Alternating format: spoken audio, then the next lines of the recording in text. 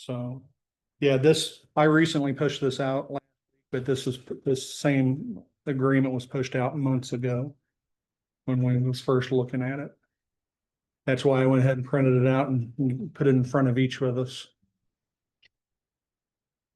This may sound like a silly question, and maybe it,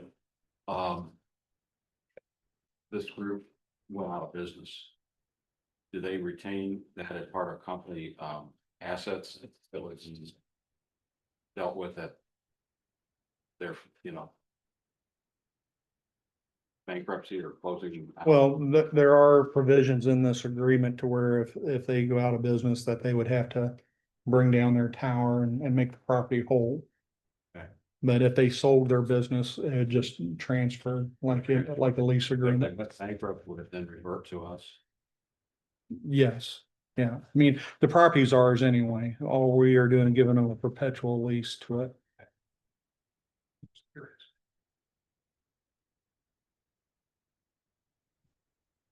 So between now and our next regular council meeting, if there's any questions or anything, we'll have a resolution prepared to enter into that agreement unless the council otherwise don't want to. All right, next item is job description and hiring process. So this is going to be in regards to the city administrator's position. So I'm asking the council to provide myself and each other what your insights are. We know what's in the code of ordinances. We know how it's drafted. But as far as qualities, processes, as far as pushing out, the intent is to put it in the paper, the MML, and then push it out to some of the business schools, the public administration type of schools that would provide that type of curriculum for public administration. Job descriptions and hiring, there's no paperwork in front of you. I mean, this is a ask. We briefly talked about this in closed session, so want to put it out there in open session to request the council to forward and CC each other as far as what you'd like to see as far as our next city administrator. No, we kind of agreed that we're gonna follow a process, find candidates, interview candidates. And then the council make the decision. I remember when I interviewed for the job a few years ago when we hired Brian, there were like 5 council members that sat on the committee. You sat on it, I believe. Right. Yeah, so just to be ahead. kind of clear on this, don't mean to cut you short. And this is not a egotistical thing. I think we should be working as a team and making our next selection. The process is, the mayor makes the appointment and the council either accepts or rejects it, right? But I don't intend to make any appointment that this council doesn't full-heartedly want to see as far as an individual going into the city administrator's position. So that's why I'm asking instead, I'm wanting, besides verbally, what everyone wants to see happen, I'm asking for it submitted to each other, written down, so we can put this on paper and we can start advertising as soon as possible for the position. So Copy of the current job description for the city administrator? yeah, we can yeah, I'll push that out to everyone to help you out. But the goal is to build upon that with other things, and I believe that would help you out, Mrs. Warnowski. So re-look at the ordinance for the city administrator. I don't feel that our city administrator should be able to live outside the city limits. We'll take I don't necessarily disagree with you at all on that. Let's make sure that we can do that. Typically, when you're in midstream of something, you can't change ordinance. If the position wasn't empty, we could change it, but since the position's empty, we may not be able to change it. But that doesn't mean as soon as it's filled that we go in there and change it. And it doesn't mean that that'd be a heavy factor when we make our next selection, so.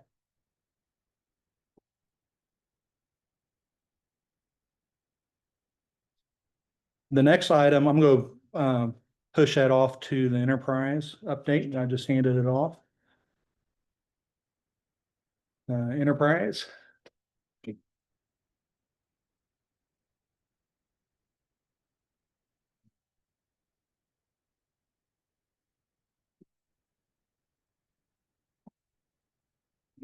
Good evening, Calvin. I'm gonna start off with the water treatment plant. So Miko Engineering, the bids came in, we opened them. We had 2 bids that were turned in for the work in the basement. I did provide the bid tab with your guys' paperwork. Leander Construction was one of them, and Martin General Contractors was the other one. Miko initially projected 359,500. Leander came in at 504,000, and Martin General Contractors came in at 324,000. I've really looked into this. Those were all we could choose any of those 6, one or all or none of them. And so amongst going through that bid, and I know that we're gonna talk about it again in the special council meeting, but going through those 6 items, I've kind of would like to make the recommendation that we go with 1, 3, 5, and 6 and leave the corrective piping, the drains and capping off disused gas lines. I went to the water plant today, went downstairs with Robert Morgan. He's the chief operator of the water plant. We just kind of looked at the plan ourselves to visually see if it's something we can do. The gas lines are already cut, the valve's already off, and it's already capped off. All we have to do is just get on a ladder and remove them. And I don't see spending $40,000 to remove some gas lines. It's probably gonna take us a day, day and a half. The corrective piping to the drains, I reached out to Miko to inquire exactly what that is. If you look on that bid tab line item, it's a self-contained sump pump installation, so that is actually going to catch, they have to physically do some of that already. So it would be at my recommendation that we leave that $40,000 line item number 2 off and go with the $284,000 total. And that'll also be, that would be paid out of capital improvement. The project was started prior to the 20-year plan. We didn't actually include that in our 20-year plan. We had intentions of using our ARPA funds for that. We had to expend the ARPA funds, and then we were able to reimburse our capital improvement for the work that we did outside of that period before we lost that funding. And I'll go over that some more once we get into the special council meeting. The raw water check valve, it is ordered. It was supposed to be here mid to late July. That's was the best estimate. They said it would come in. It was delayed and now expected for around September 10th. Though, so it's a custom check valve. It has to be built. They don't keep them on hand. And Dustin with Midwest Meters has reached out to him today and let me know September 10th. I do have some good news. Our THMs were taken. The results were below the limits, and that's the first time that they've been below the limits in 4 quarters, which a quarter's 3 months. So I have to give Robert a good job on that. He has really worked very hard at the water plant to try to figure this out, resolve it. And he actually told me before those tests came back that he had full confidence that they were going to be where they needed to be, because some of the other testing that he can do in-house coordinates with that testing, and that testing was where it needed to be also. So just amongst changing some treatment processes inside the water plant, he was able to get that down. And like I said, it's the first time within 4 quarters. The intake house, so the last time I spoke with the council, the last work study, we had ordered a door. We told them what we wanted. The door came in, it wasn't what we wanted. It was a steel door with a wood frame. We need a steel door with a steel frame. We sent it, we told them, we didn't take it, and we priced the steel door with a steel frame, and it's over $2,000. I think they said about $2,600 for that door. We did find a place down in St. Louis that has similar doors for $1,200 or $1,300. But I don't want to jump the gun. I want to make sure we shop around and get the best deal we can.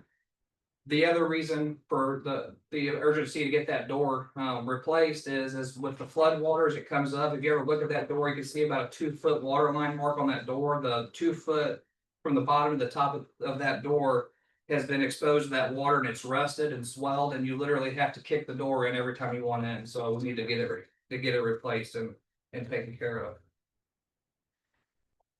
This is I'm pretty proud, pretty happy with this. Of course, we don't have our final report, but DNR called, it's been 2 weeks ago. They called on Thursday and said, hey, surprise, we're gonna be there next Thursday for your sanitary survey. They came in, they did a full, comprehensive inspection over our water treatment facility, our water office, our distribution system. They go as far as wanting every report, log, hydrant flushing device, what hydrant flushes, what we do, when we flush them, they want to know water loss, what we bill for, they really chemical feed, they go through everything. They check our storage tanks to make sure they're compliant. And so we're just waiting back for the final report to come back on that. I do have a part of that I do want to bring up while I'm stuck on, or on that part of it. One of the things that DNR said that we need to do is get into a basically like a calibration, where they come in and they take care of all of our testing equipment at the treatment plant, and they calibrate all of our equipment, they repair, replace it. Hey, someone check their phones, please. It's going off. In that general direction. Okay. They have they service it. I got the quote and a bid. I do want to say though, if anybody knows Robert at the water plant, he saves everything. So he had initially talked about it in 2017, again in early 2024, and here we are in 2025. He has saved everything from that far. And DNR basically said that it was something that they recommend highly that we do. And that was something also that we'll talk about again in the special council meeting. Wastewater plant, I spoke with Richie. We're ready to get the plant drained, get it cleaned. It'll be the first time that it's been cleaned since it's been in operation. The only issue that we're having with why we haven't already done it is skipping number 2 down to number 3. The auger system is still down. Huber Technology sent us the gearbox and the motor. They replaced all of that. They sent a tech down here to install it. The issue is when we sent the gearbox and the motor to them, there was a bracket on the bottom that they needed, and that company disposed of it. So I've been going back and forth with Cedric a little bit. He initially said that we needed it. It was like $750. I said that it was part of that. I'm not opposed to paying the $750 because we did have everything new. But I'm gonna try to work on and see if they will take care of that also. Just as everybody knows that I've had some complications getting responses from them. The Trojan UV system that was scheduled to be upgraded, which was part of the 20-year plan. The parts were in. They did get it completed. With the electrical component side of it, there's some hydraulic hoses they're still waiting on, and the company is going to come back and install that once they get those hoses coming in. On distribution, I reached out to Michael Sullivan with Schulte Supply. He told me that they're supposed to be here fairly soon. I know I keep telling the council that. It's a little frustrating, but I know that they were tied up on some other jobs and he was getting them wrapped up so they could come here and knock this all out at once. The Murray Street ground storage tank, we went in, cut another easement, widened that out. That's all part of this the mixer that we're going to be installing. They put about a 20-foot wide easement all the way up there. Had a little bit of a dog leg, but we didn't want to cut all the major trees out and lose the structural integrity of the hill going up to that.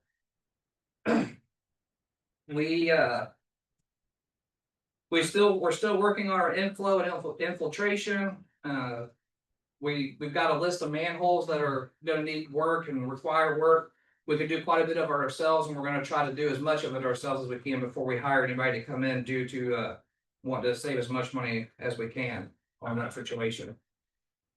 USG Water Solutions, they came in, they ran ROVs, which is remote operated vehicles in all of our tanks. I got pretty good feedback from them while they were here. The company's compiling all the information for the reports and we're waiting just to receive the reports back. Those are DNR certified reports, so once they get in, we just hand those reports to DNR and that is our inspections. Typically, we do a inspection and a cleaning. The only reason why I opted out on doing the cleaning and inspection is because E Street just had a complete rehab, so most wouldn't need to be cleaned. And Murray Street is gonna be dealing with the mixer, so we're gonna have to drain it anyway and clean it, so there's really no reason to duplicate the cost and pay twice for something that we have planned anyway to do. The Kelly Lane lift station, the pump came in, it's completed, back to 100% normal operation. Allstate Consultants is working quickly through the mixer project for the mixer Murray Street tank. And they're moving very, very quickly with it. They have already reached out to several companies about mixers. They've got different different plans and specs, and they're just trying to see what's best that's gonna suit us and the most feasible. I also wanted to bring this to the council's attention. So one of the things that we did to improve our water quality is we purchased 3 automatic hydrant flushing devices. There's one on West Industrial Drive out by Viola. There's one on E Street just down from the booster station, and there's one at 18th and Marion.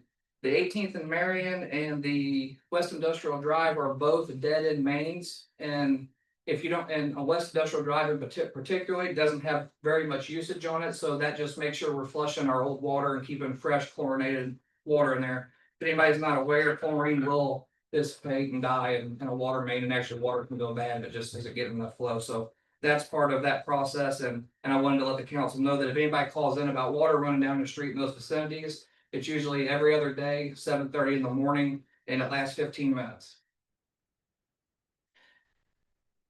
The equipment for the dump truck's been ordered. Once it gets in, Woody's is supposed to let us know. We'll schedule for that to go down and be installed. I'm gonna jump over, that's all I have on that. I'm gonna jump over to this Missouri Municipal League. The mayor had wanted me to go over with you guys. So we received some letters about a service line warranty program by HomeServe. The Missouri Municipal League I think it looks like they're promoting that a little bit. I'm doing some research on it. Can I stop you for 1 second Yes, before you go on to complete your it's all right. So, on this testing equipment, package, do they offer any kind of, since it's an annual thing? It seems like, is there any kind of discount if we were to contract for like a 2-year, 4-year, 6-year period? I really don't know. Because the bids that we had gotten on them are typically for just a 1 year. And it's all very part number item specific for us. I don't know. It would be something we can always inquire about. Yeah.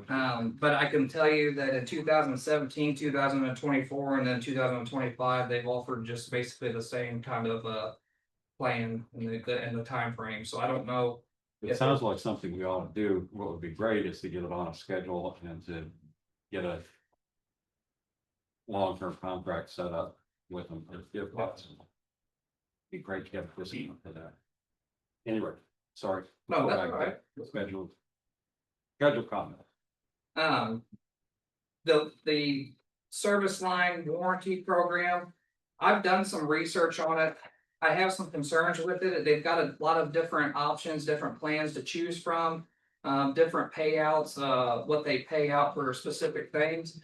The biggest concern I have, and I probably just need to get them on the phone and speak with them, is You don't mean to stop you. It might help everyone if you tell them what this is for. I mean, basically it's an insurance policy for homeowners. yes, for So- water lines, appliances, and things like that. They offer a lot of different. So, yeah, if something happens, if your water line or sewer line from the city service to your service, something happens, it covers that to a certain point. But the whole premise of it is that you provide the options to the customers and they pick which options they want, and then they pay a monthly premium to the city, and the city contracts with this insurance. I mean, that's kind of the gist of it. So, This, So the car shield, yeah, exactly. this is through the Missouri Municipal. Yes. I didn't mean, I want everyone to have a basic understanding what it was. I just wanna make sure it's the most feasible option to offer to the citizens of Louisiana, though. The biggest concern I have is just in the past probably 6 months, we've did 2 sewer repairs in the street. And almost on average, it's a $2,500 just from the center of the street to the edge of the street. By the time you repave, rock, parts, labor, parts and everything you need, it's about $2,500. And I was looking at their plans that they offer. They have one that was like 10,000, but the other ones were 2,500, and I know that that's really not gonna benefit anybody here because they're gonna basically extend that just in the street. can we get like written copies of some of this stuff? Yeah, we'll have to, we can print all that off. Yeah, cause I need to see it. Yeah, In my, correct me if I'm wrong, because I haven't researched it, but this is optional for customers. They don't have to no. buy into it. No, they don't have to, and actually, it looked like, the Home Serve Company, so the Missouri Municipal Leagues, supports them and kind of pushes them out to the cities.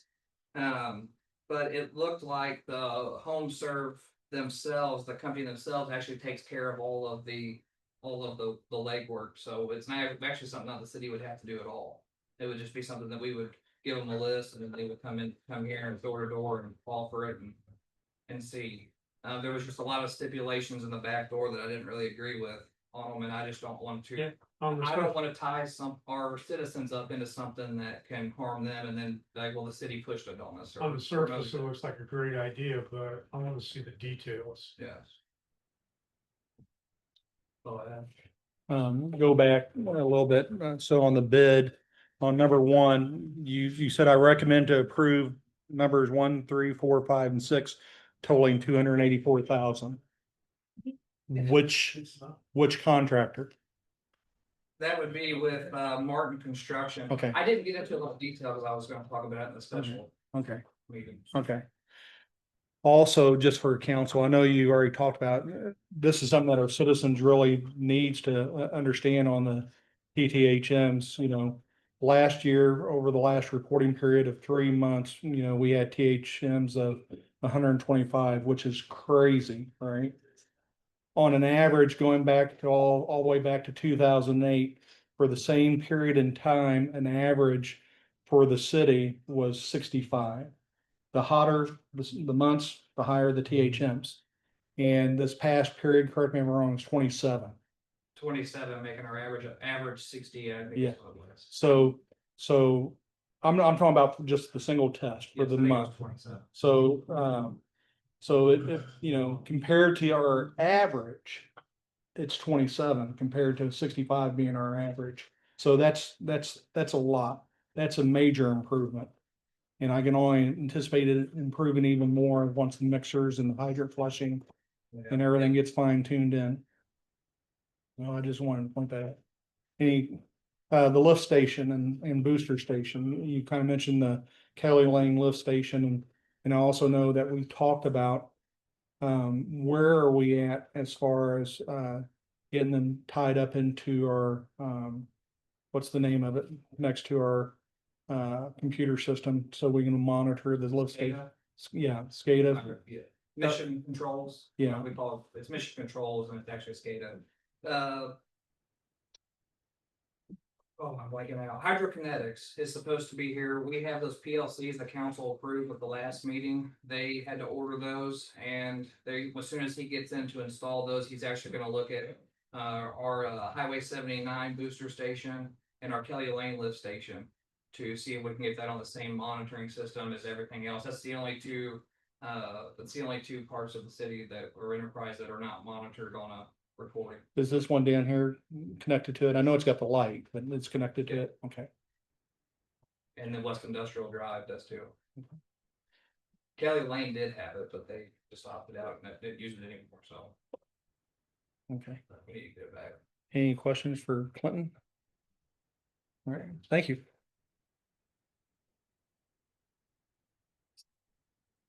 Committee reports, anything to bring to the committees, street distribution? Councilman Sutter? I've already covered the delay in the paving, so Okay. that's all I've got. I received a phone call from Richard Bayline, 303 Marys. You might write this down.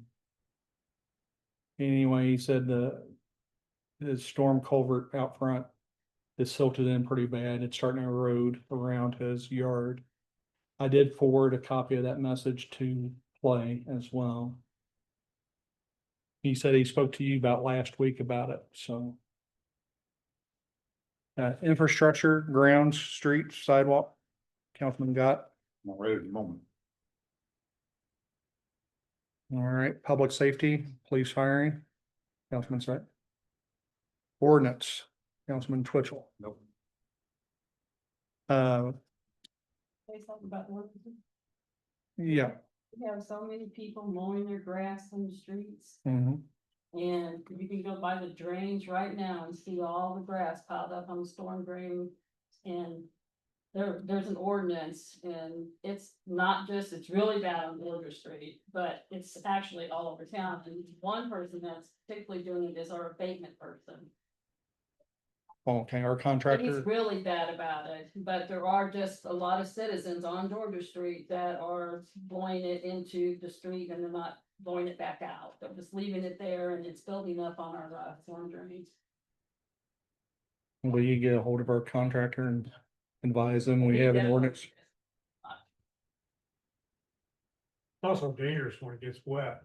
Mhm. contractor. The one that we picked to do the abatement mows. I don't know what his name is. Also He on drives our, an older truck and carries a orange. also under ordinance, we do have it on the special meeting after this for the lead abatement. So, if there's any questions on that, we can go over it now or wait till special meeting. Economic development, Councilman Phillips. Yeah, the only thing I really wanted to bring up was, hopefully at next council meeting, we can approve, joining the Pike County Economic Development membership. It's like $1,200 a year, which we have the money to do it. But what it does is it builds goodwill in Pike County.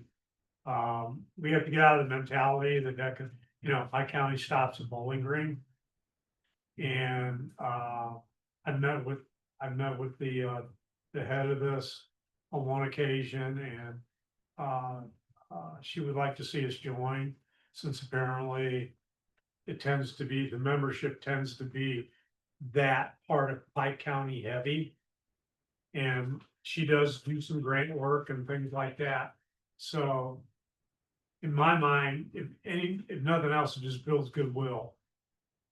And secondly, maybe we can utilize some things that they offer that could, allow us to maybe get some funds for some projects and things like that. I mean, I don't know, it just shows that we're cooperating as a group of cities and as a county, as opposed to Bowling Green doing their thing, us doing our thing, and never the twain shall meet. So You keep saying she, who is she? Carol's, Carolyn huh? Weisskopf. Yeah. Vice Carver. I sat down with her for about an hour one morning and we had a really good conversation about some of the stuff that they could do for us and some of the stuff we could do for them and I just think it'd be worth our while to at least have our name on there as part of the sponsorship group, and which is what a lot of this money goes for. And we're looking at, last I heard, 1,500. 1,200, 1,500, something like, I can nail that number down. And currently, along with that, we also use Mark Twain Regional Council of Governments, approximately $1,000 a year. So, yeah. I can call her and that number down, but we would have to agree to it as a council and we're. We need to. bring that up next meeting too. Yeah. Yeah, we'll probably do that through a resolution.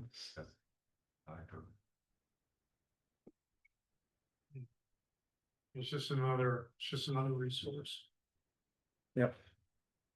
All right, anything else? That's it. Okay. Tourism, housing, health, senior services, Senior services, the housing, moving housing. The one that's on 7th Street said something about, and you can see it when you drive by their wash house. You can see that our city branch is eroding really bad, and it's just getting a little bit closer to the house, the wash building than they want it to be. So they would like for us to take a look at it. So that would be what's the right there. probably need well, not to be contrary. I know the city don't own the town branch, and we just have to get property owners' permission and whatever requirements we need to meet to be able to go in there and do that. I'm not sure if that part of the town branch does it have any sewer lines in it? That you know No, of? it doesn't there. It isn't there? Okay. So, but yeah, definitely look into it. It's a really easy, that's a really simple fix. We fixed it several times. You just get those baskets and put rock in and dig it out and stack them in there. It holds really well. I think that's how we fixed it there on, that house at Allen Street, right there at where you go to Lincoln Park on your left-hand side. You'll see those baskets of rock there. That's how we repaired those walls. Alan and Nate. That's who owns it. Yep. All right. You want to mark that down to follow up on? Please. All right, anything else, Councilwoman Cordis? No. Okay. Enterprise, Public Utilities, Councilwoman Brown. I do want. Go ahead. So upon doing some research of the ordinance 115. Under the personnel, there's actually not a enterprise director listed there at all. That position is non-existent. And we have an enterprise director that is currently working for the city. So I would like for the next meeting there to be a resolution or an ordinance amending that, adding our director. And I would also like to see an ordinance to make him an appointed position and not a hired in position. So, I thought we had done that several months ago. I did So- all the research and there's nothing. here's, Codified or nothing that even states Clinton exists in his position. okay. So everything that had the city administrator in the chapter 700 series and stuff, we went through. Right. Mhm. When that was done, there was nothing to follow up, making that an actual position. That 115 was never amended. So he's not actually personnel, and the only thing that was ever done was a mention of it and a vote that you guys had in a closed session. So what is, just because I don't have it in front of me, what is 115 pertaining to? Employees, personnel. Is it pertaining to which position? Because, The city administrator, everybody. But I would have to pull it up.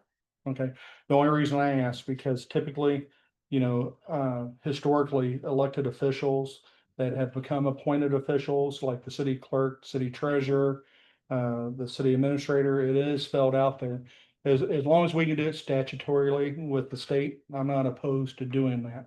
If it's allowed that way. So can we get that added to our regular council meeting agenda to possibly amend that or have it looked into? And I'm not opposed for the ordinance committee to get that together, and look into an appointed position just like a city administrator. I don't have any problems with that. As long as we can statutorily and have it all done. I would push it off to the ordinance committee to have that ready for the next regular meeting. Get something to Mr. Twitchell then. Yeah, I felt it. Done. All we do was separate. All we did was. Yeah, all I separate. did was slash out superintendent vice enterprise. Yeah. Which is not actually It's not correct. codified. Yeah, it's not codifying or modifying the actual position. Right. So, yeah, so there's, if we can do it, I'm not sure because it never was an elected position, but it might fall in the same I just think premise. the city administrator is appointed Hmm. by the council and the mayor, then Well, that, that position should be the same and direction. that's mandated by the statutes, is all I'm saying. That's all I'm saying. No, I'm not opposed to it as long as it's I statutory. just feel like it would make more sense for it to kind of follow the administrator, because the administrator does city, enterprise does enterprise. I mean, to me, they need to be separate positions and have the same type of outline. Yeah, I'm not, let's look at it and research it and see what we can do. See, Mary didn't know that too. We can, yeah, we can give her the questions that we want asked and simplify it for her to research it. All right, so the other thing under the enterprise is the trash services. So this council, we have worked about or talked about this. And we just need to probably make a decision between now and our next regular council meeting. If we're gonna move forward with doing this and providing this, I've already given a breakdown of anticipated cost and the startup cost. You know, we can buy a truck from anywhere from $20,000 to $150,000 if we buy it pre-owned or new. Looking at hiring 2 people, we're looking at employing 2 people 5 days a week to provide the service. Currently, with the city, the citizens pay $330,000 a year. With the breakdown of overhead and everything else, the city can surpass, I shouldn't say surpass it, but definitely undercut that amount by 30 to 40,000. But we're ready to bring all the numbers before the council again and what it would cost and either by resolution or by ordinance pursue this.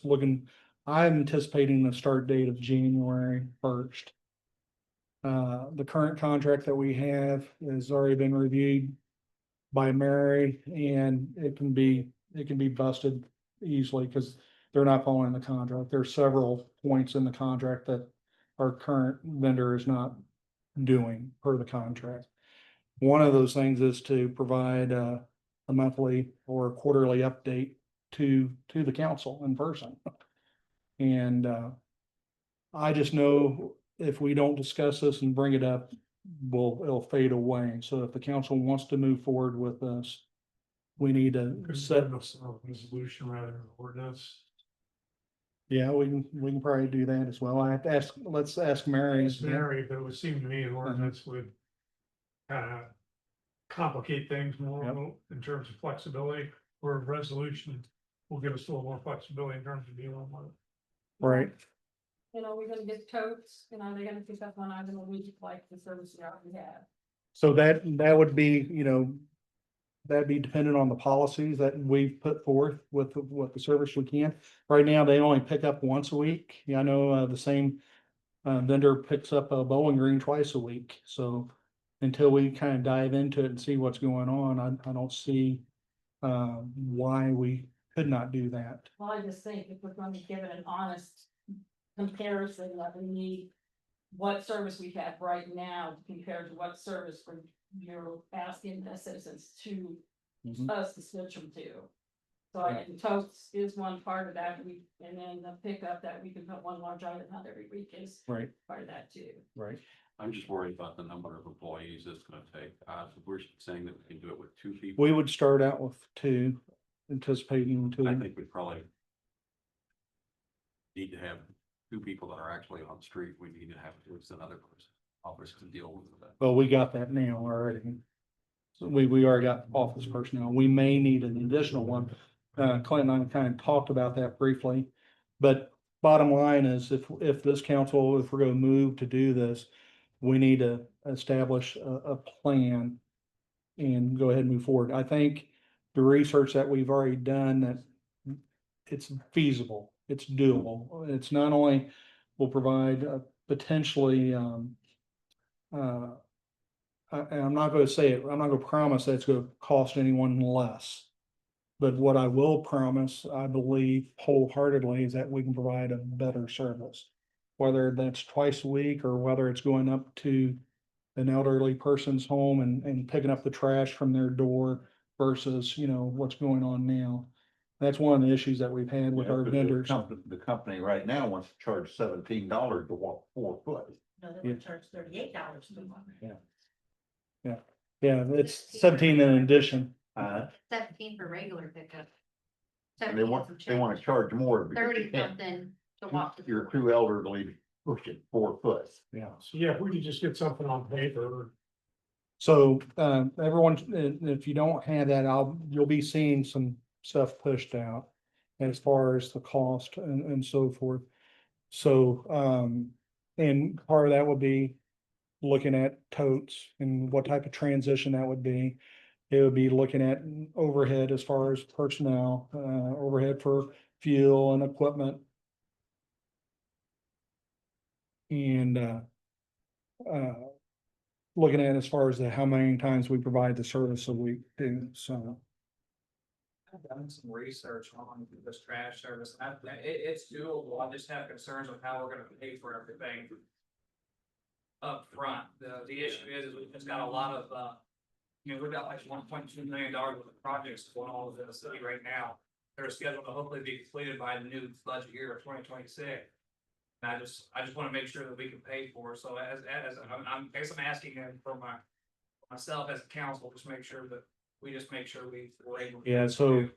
And I don't mind doing legwork and research and stuff, I've, toters, I think I average doing about $150 a piece. You're gonna need 1,500 of them and things like that, and so I just wanna make sure we make the right decision too. Yeah, the way I'm hearing Clinton's talking about, the enterprise may not be able to swing this. So the city can swing it. The city right now, I mean, I'm looking at $185,000 lease agreement for the US Cellular, and we just received our tax revenues for last month at $222,000. And that includes the reimbursement that we've gotten back from DOR from those the fines. So it might be a situation to where if we need to, we can loan the enterprise, if we put it to the enterprise, the startup cost, and then the enterprise can reimburse the city for that. So it's all doable. It's just a matter of getting everything lined up and I just wanna make sure that everybody just this now. Ben, which is litigating now. and not Cost us more for the group. no, I don't. Same thing, I said, I wanna be able to tap stuff and I don't want to pay. No, that should be the minimum. We should not lose ground. The goal is to gain a bunch of ground. That's what the goal should be. Otherwise, I agree, there should be no need for us to even make a move. Councilwoman Sherman, Community and Employee Relations. I don't have anything.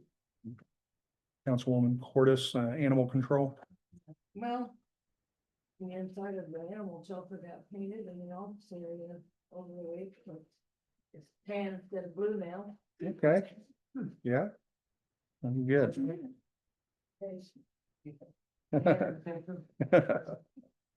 Good deal. How many animals we have in the shelter right now? Today we just had an intake, a nice citizen came to me. Had a little kitten and everything, just walked right up to her. She got on there, called Hannibal, all the other rescues, cause she, got on the internet, couldn't find anybody. And we do have one little kitten in custody. The kitten's doing very well. And in honor of John Cotton, I named her Cotton. Okay. So she is our only animal right now. Gene, Curiosity, how are we doing on all the feral cats? People are complaining about all the empty buildings. The feral cat.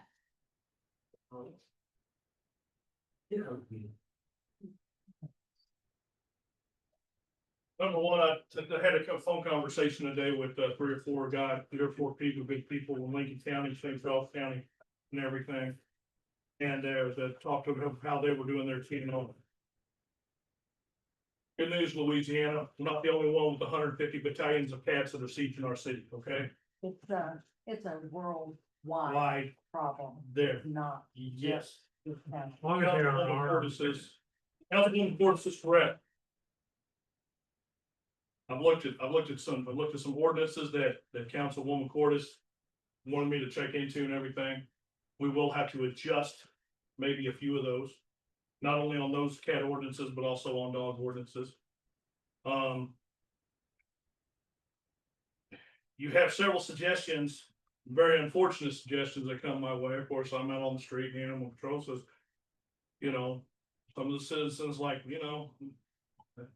I got a way to do it, and I'm like, yes, and discharging a firearm in the city limits will get you a meeting with Chief Baker, Mylan Berry, and Mary Weston. But that is not the answer.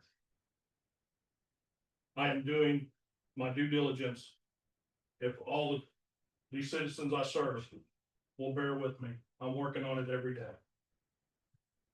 That and trying to convince people that you cannot have a rooster inside the city limits because it's an ordinance.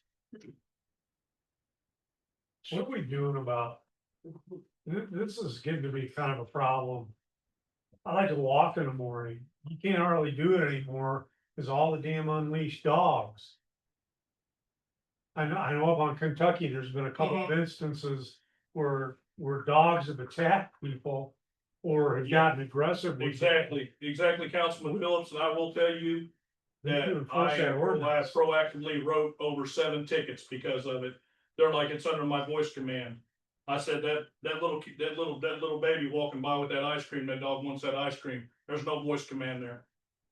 And I said, they're politely tell them to press hard, there's 4 copies. So, yes, I tell people, and another problem I want to address with the council, and I think I went over with Chief Baker, is that I walk that track at the ball field every day. Or try to, and everything, and I'm very proactive, and tickets will be written, because the folks are gonna be cleaning up after their animals. I do not want any of our citizens, nor our youngsters that utilize that track to have to step in dog crap. It just amazes me the fact that the people that sit there and says, well, I'm not gonna do it. Again, that's when they talk to Judge Berry and Miss Weston. The amount of disrespect that I put up with and everything with folks, I know this was on, okay? But let me tell you something, continue to be proactive, do my due diligence. I made a promise to my mayor, I made a promise to my council, I made a promise to my chief. We are working on the feral cat program. I am trying to get Councilman Phillips, everybody, I'm trying to get ideas from others and everything, how we can somehow combat this problem. Will we ever win the war? Right now, I don't want to say yes, but I don't want to say no either. But I tell you what, go ahead. For the walking areas like that, would it be absurd to put up a station that has food bags already there and a trash can with a bag in it? Councilwoman Warnowski, that is an excellent idea and everything. I And mean, they have yes, them, yeah, in all the other towns and stuff. yeah, and I believe they're inexpensive too. Yeah. They're not that expensive. So we could like at Sunset Park, Riverview Cemetery especially. Number one, I don't know how anybody else in the audience or anybody on council, or even Chief Baker, Miss Anderson feel. I find it very disrespectful if a dog goes and sits there and does its business on somebody's loved one. That's dishonorable. And if you got their stations, grab the gloves, clean up after your end. I wonder, do you know? Do they sell those kind of things, that you can buy the station with? Yeah, I think I need to go and then you can just buy replacement bags. So my daughter lives in Columbia and they have a dog park in their apartment and the complex actually provides them with poop bags and a can right there. All they have to do is and dispose. Yeah, And all their dog parks up there and all of their walking trails have them at the beginning, the middle, you know, Yeah. throughout. I think that's a really good idea, and I think it's worth finding out if you can buy, you know, a dispenser. Yeah. Bags and a can, if you can buy it as an Yeah, entire the whole pack, attachment, yeah, and then find out, because we probably need to buy 10 or 12. yeah. What kind of cost though? Actually, Not a job. actually, Councilwoman Wanowski, distinguished members of council, and your honor, Chief Baker. Ladies and gentlemen of the audience. I actually will sit there and actually go to work on that to try to find us vendors, maybe, where we can. Yeah. Also, one of the local business owners, Cindy Blaylock State Farm, has talked to me about opening a dog park here. It had been talked about before. There was some insurance questions about it, liabilities. What happens if two dogs get in a fight, somebody gets bit, you know? We'll have to look into all that to see what all that entails. But anyway, but like I said, the cat situation, I'm on it every single day I walk in that office, trying to find something.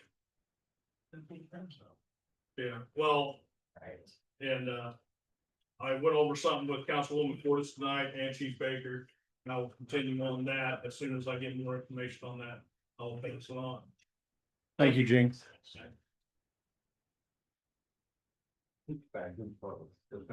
Really good. Councilwoman, we're now at the IRS, tree commission. Okay. So an update, you know, the one tree that's up there off of Northeast Street. And I believe it's Hillside. Still trying to find a contractor or a vendor to cut it down. The council, His local company. Okay. I'll get you- so, yeah, so the council has already authorized up to $3,000 to cut that tree down. Just a matter of trying to find a contractor to do it. Miscellaneous business, council, you'll see two documents in front of you, one from People's Bank Trust and one from Hannibal National Bank. So after going through and reviewing some of the accounts with the city treasurer and looking at some of the interest that our accounts were bringing, it didn't make sense. It's not unlike what the library was going through with their accounts.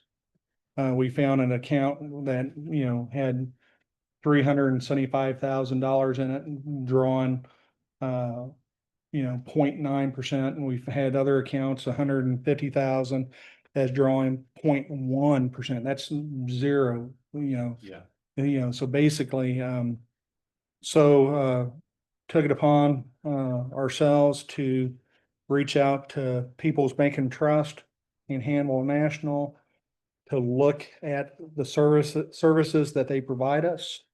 And we've been charged for ACH transactions, direct deposits for payroll and different things like that. And it took a simple thing of reaching out to the banks and saying, hey, you know, each one of you one has $1.3 million, the other one has $1.5 million. What can you do for us? And this is the information that I got back. So Hannibal National, anything over 50,000, they're going to do 50% of whatever the federal tax rate is. So currently that would be approximately 2.165%. A heck of a lot better than 0.1. Same thing with the service charges, zero service charges for anything. They'll even provide our checks for us. And current, it don't sound like much, but I hear it from our treasurer, you know, we spend $200, you know, for checks here and there. It does add up. Also, People's Bank and Trust, they are offering 1.83%, which is not as quite as good as Hannibal National. Now, if we took all of our business to them, they would do the Fed rates minus 200 basis points, and that'd be 2.3%.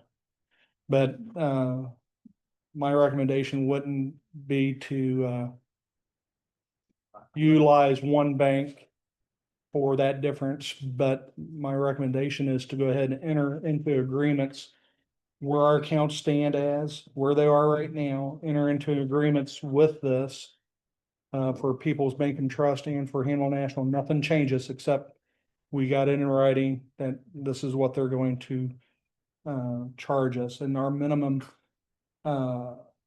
we used to have minimum balance requirements too, and we've had fees for that. All that's been waived. Everything's been waived. Okay, So I got a that's- question for you. On the interest bearing accounts. All right. I think 250 basis points is pretty steep. Yeah. You know, I worked in the business and that's a pretty hefty haircut. Mhm. Are those, so if the Fed, am I to understand properly, and I think I already know the answer to the question, but if the Fed funds rate drops, we lose interest income. Yeah, so It's not locked in for a specific period of time. no. Now, if they're in a CD, they're locked in, you know, but what they're doing with People's Bank and Trust, their minimum is 0.5%. Hannibal National Banks is 1%. That's their bottom. That's where it bottoms out. That, yeah, 0.5%, or I say it wrong half the time, but it is 0.5. And where Hannibal National is 1%. Because and when I then- worked in the business, Mhm. Mhm. when I worked in the business, they would set the rates based on a specific date. Here's the Fed funds date on July 1st, okay? And you were guaranteed that rate for 1 year, Right, no matter whether the rate went up or down. If it went up, it hurts you because it's not going up with it, but if it goes down, you get some downside protection. I just think a 250 basis point haircut's a pretty hefty haircut. right, yeah, and I understand that concept on that, but our amounts that we have in those accounts go up and down quite a bit. Yeah, And they're bringing it up from 0.3 and 0.15 and averaging it all out to 1.83. So, I mean, and you're not gonna find, we can ask the question. I think they're gonna base it off the Fed rates regardless. well, if they could just give us a guarantee, you know, a good guaranteed time period that you're gonna pay that rate. That would be a little more attractive, I think. No, I think these are reasonable given the economy now, but, Mhm. and where interest rates are at, but. Yeah, you know. I don't know, 250 seems like a pretty hefty haircut. Yeah, so it's, if you take a look at it, you know, if you compare it to Hannibal National, you know. I kind of like the way the Hannibal National spelled it out, the Yeah, I do 50% too. versus doing the points, you know, on that. But that's definitely something we can look at. I'm gonna kind of go back to PBT kind of with Handel's offer and talk to him I about think it it'd be a wise idea. and say, hey, can you do something similar? You need this. But and I'll ask, and I don't want to be doubting Tom, but I doubt if they lock in longer than the adjustable rates of the feds. I doubt if they do that. But I'll ask as All you can say no. assuming that they will. Or if they could both do that 50%. Yeah, I think that's a lot easier for everybody to understand to keep track of. right. How many accounts are at both places? You can see the PPP. There's the list of the accounts for them. We have a similar number. We just don't have it listed out. We have to break it out and show it to you. All together with all the different accounts, including the CDs and so forth. We're looking at, you know, anywhere from 20 to 32 approximately. But we can break out the other accounts to that. So if we're sitting on 1.4 or 1.5 and 1.3, there's no reason why we don't have the money working for us. So that's all I have, council. Anything else miscellaneous? If not, I'll entertain motion to adjourn.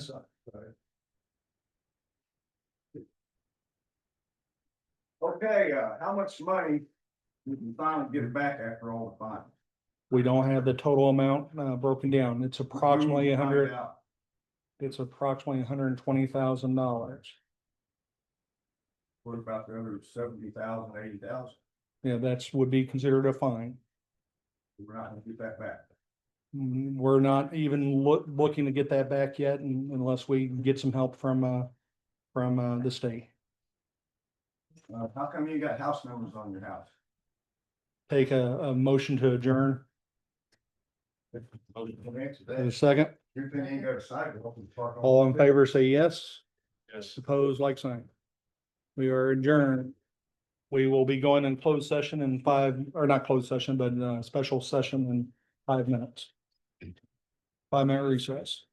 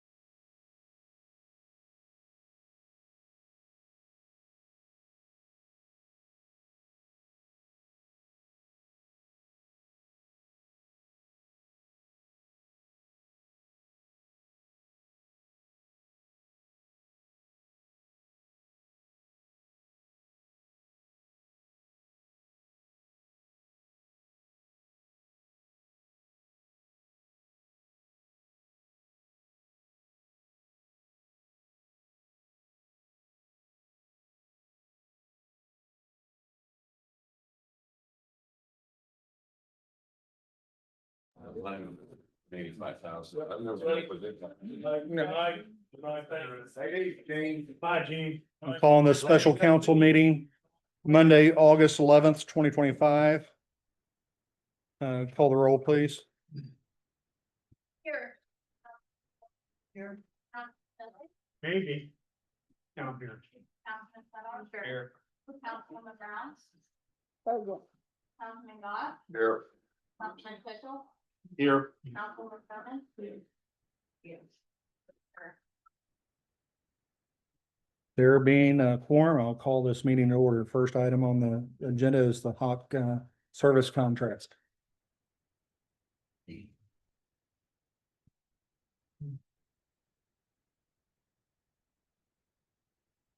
Good evening, Council. So the Hawk Service contract is actually it's a program that covers it covers our maintenance, it covers, let me start this over, it covers all of our equipment at the water treatment plant. That includes our CL-17s, which are chlorine monitors in the basement. It includes our all of our tabletop lab equipment upstairs, anything that's basically was Hawk branded. Robert put in all that in to have that under this agreement, this service contract. They cover parts, labor, travel for all on-site repairs, 2 preventative maintenances on one piece of equipment. They have 4 calibration on-site, or 4 on-site calibrations per year. So that's what DNR is recommending, that we have our calibrations. And this company is the only one that can do that. They have calibration equipment, but it's about $2,000 just to get the vials to calibrate. And if I remember correctly, Robert said, I think that they expire, and we'd have to completely, buy a new set every time you want to calibrate. And I would venture to say that calibration set's only used for one of the pieces of equipment. But for all of our equipment, that covers our parts, labor, travel, for on-site repairs, the calibrations, anything that would need to maintain that we were to need a repair, we would call them, they would come and they would take care of it based off this contract. The grand total for the contract is $10,071. That's a 1-year service contract. And basically all I have on it. It's very difficult to shop around on something like this because Hawk unfortunately is a sole proprietor. They take care of all their stuff. They warranty, they take care of everything. And there's really no other company that would offer this for that piece of I'll ability. verify that. I work in a biotechnology lab. That's the lab. In charge of the lab. And the hardest thing to find was people who come in and calibrate your equipment. And calibration is huge. If the equipment doesn't read accurately, then the test results don't read accurately. And it makes sense to me anyway, to take a look at something like this, where you can have an outside company actually come in and do it, rather than trying to do it yourself. Because I don't know if you've ever seen it done. We used to have like hoods where we do non-contamination work and stuff. It takes like a whole day to calibrate a hood. So it's a pretty labor intensive, time intensive process to do it right. So I think it makes sense. I think it's a good idea to do. The only question I would have is to see if they'll give us any discount if we go ahead and commit to multi-years. Yeah, that thought popped into my head too. But I think it's something that we should be doing. So there's one thing you and I talked about, but you didn't mention. If you did mention it, I didn't hear it. So is this correct? If a piece of equipment fails or is broken down, is no longer of any use, they would replace it? Let me read this just to make sure I answer that question correctly. So for several of them, it says field service includes all parts, labor, travel, on-site repairs, 4 site calibrations per year, factory recommended maintenance, including required parts, unlimited technical support calls, free firmware updates. Please see terms of service conditions for additional details. Doesn't sound like you do.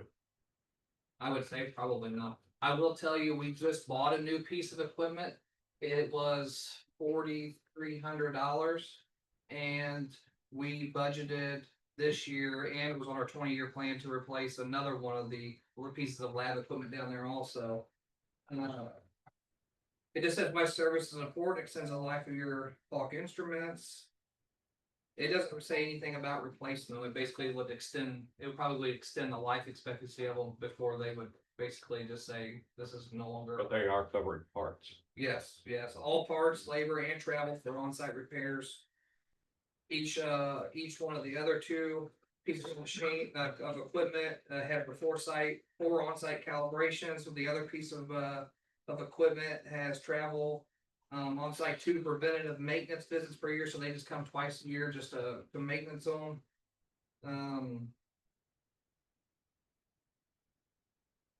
Instruments added to service agreement must be evaluated to ensure they're within factory specifications, so. So basically, they'll just completely take care of it for us. Approximately how many pieces of equipment we talking about? On this one, we have 1, 3, 4, 5, 6, 7, 8, 9, 10, and 11. It's less than $1,000 in a year for each piece of equipment.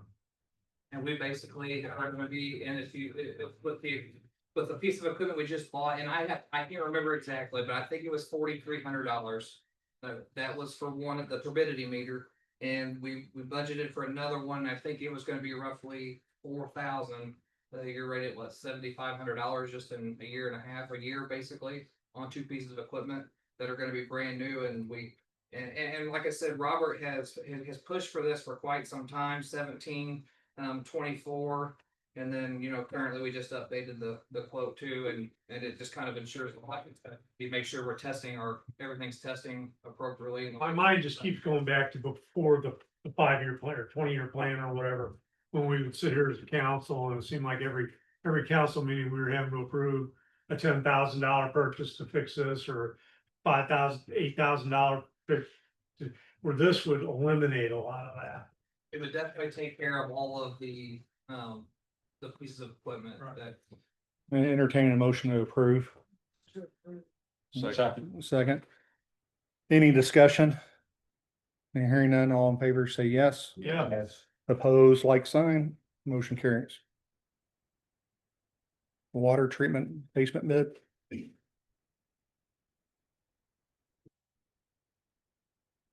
So Miko was here last week.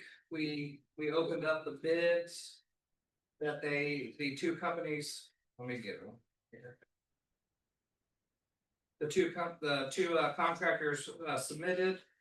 So Miko initially projected $359,500. And the 2 bids that came in was Leander Construction for $504,000, Martin General Contractors for $324,000. Every option that they had given us are all alternates. We don't have to take any of them. We could take all of them, or we could just take one. So number 1 was preparation and painting of ductile iron water piping. Martin Construction came in at $219,000. And I would make a recommendation to go with number 1, that alternate. Number 2, corrective piping to drains and capping of disused gas lines. Martin Construction came in at $40,000. That was what I was explaining in the work study session that I think that we should not do. We should do that work ourselves. The lines are already cut off, the valves are off, and they're capped off. All we got to do is just physically remove them out of there. And if we decide to go with Martin Construction, I would venture to say that while they're in there and they get moving what they're doing, that we could probably just put the distribution guys for a day and a half down there. And during the winter time, or once it gets colder and they're kind of more confined indoors, then they'll be able to get that taken care of. The alternate number 3 was the installation of commercial dehumidifiers. Martin Construction came in at $16,000 on that. Number 4, humidity control and door installation. That was Martin Construction came in at $21,000. Number 5, self-contained sump pump installation. Martin Construction came in at $21,000.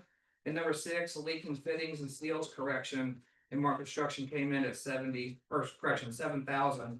The whole total of that was 324. If we leave alternate number 2 off of 40,000, it's gonna be 284,000.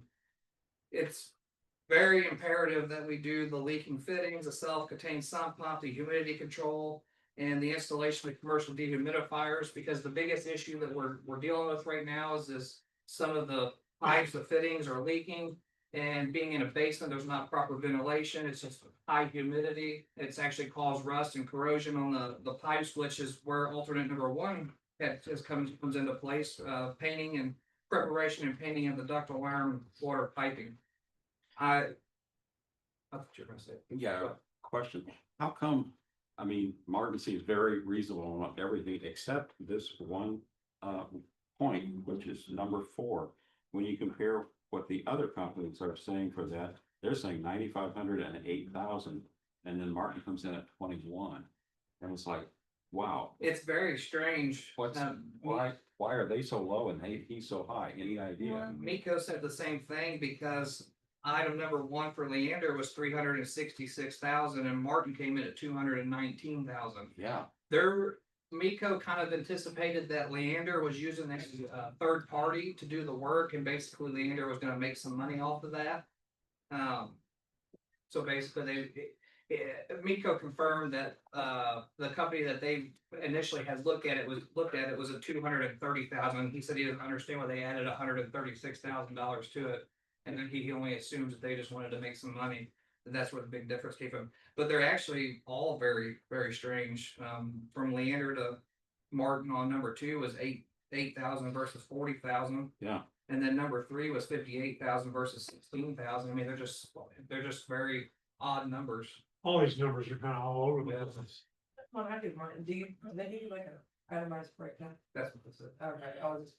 Entertain a motion to award Martin item numbers 1, 3, 4, 5, and 6 totaling an amount $284,000.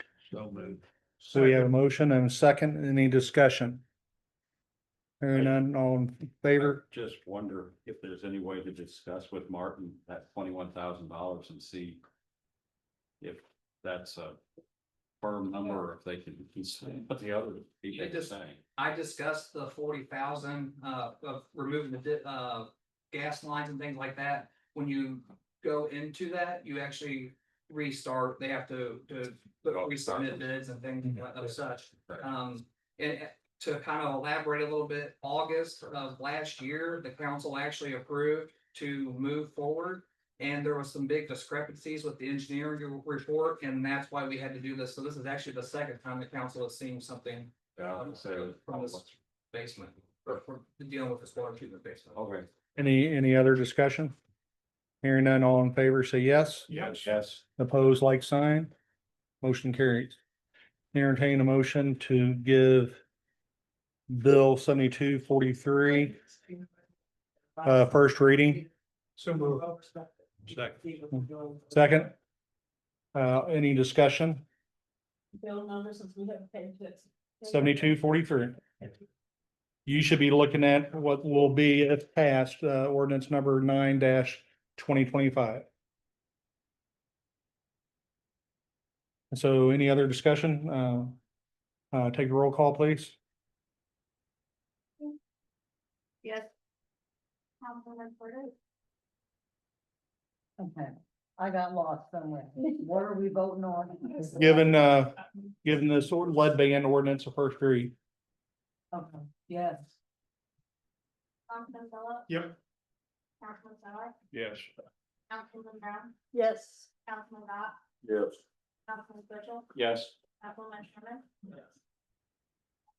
Bill number 7243, an ordinance amending section B2 of chapter 705, article 1, section 705.065 of the city of Louisiana Code of Ordinances relating to the lead ban. Entertain a motion to give 7243 second reading. So move. Second, So any discussion? by title only. Give the roll call, please. Councilman Keith. Yes.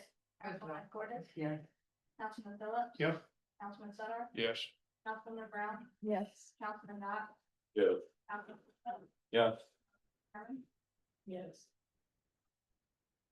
An ordinance amending section B2 of chapter 705, article 1, section 705.065 of the City of Louisiana Code of Ordinances relating to the lead ban. Now therefore be it ordained by the mayor and the city council of the City of Louisiana, Missouri.